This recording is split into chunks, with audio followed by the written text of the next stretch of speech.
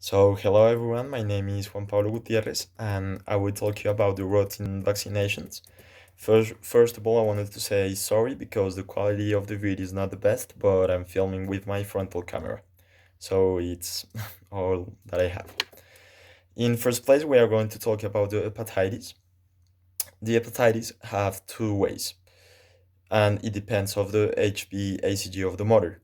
It depends if it's positive or negative. If the HbAcG of the mother is negative, the first dose will be applied after the birth. Okay, and we need to apply 3 doses by 18 months. But if the HbAcG mother is positive, we need to apply the first dose of HBV vaccine, okay, and hepatitis B immunoglobulin at two different sites within 12 hours of birth. And the other 3 doses should be given by, say, 6 months of age, okay? So the other routine vaccinations are the DTaP. The DTaP traduces diphtheria, tetanus, and acellular pertussis. So, in the first place, we need to know that in the USA, all contain acellular pertussis. It's different in the USA in comparison with Colombia.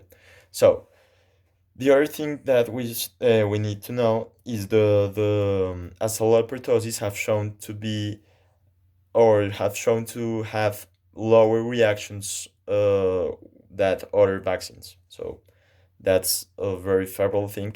And there are there are only two scenarios in that we need to apply only the diphtheria and tetanus. And it is if we have previous and serious reactions and catch up after 7 years of age.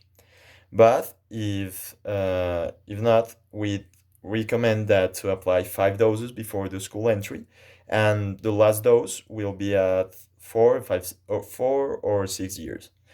The TDADP will be applying for the last time at 11 or 12 years, but the tetanus and diphtheria will need to be applied very 10 years. Okay, so we are going to talk about the tetanus prophylaxis in wound management. Yeah, it's very important, and we need to know the history of doses of tetanus toxoid. If we have more than three, we will never apply the tetanus prophylaxis. But if we have three or less, we will apply the tetanus prophylaxis depending of the wound and it is if it is clean or not. Okay, so will we apply two types of tetanus? The tetanus, the tetanus and diphtheria that we all know, and the tetanus immunoglobulin. Okay, so if we have three or less history of doses of tetanus toxoid, we apply the tetanus, only the tetanus, not the tetanus immunoglobulin. The tetanus we will apply it if we have clean and minor wounds and all the others. But if we will apply the tetanus immunoglobulin only if we have clean and minor wounds.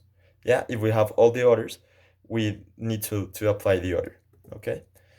And for the last, we talk about the active immunization after exposure. So I will tell you the more important things. And the first thing is that immunopreventable diseases in which vaccinations can be used to prevent its appearance in a healthy person after exposure to a sick person are the hepatitis A, the hepatitis B, measles, and varicella. Talking about the hepatitis A vaccine, we can prevent the disease if it is given to susceptible contacts with the first 14 days of exposure. About the hepatitis B, well, we talk about it, and the vaccination against varicella from susceptible contact.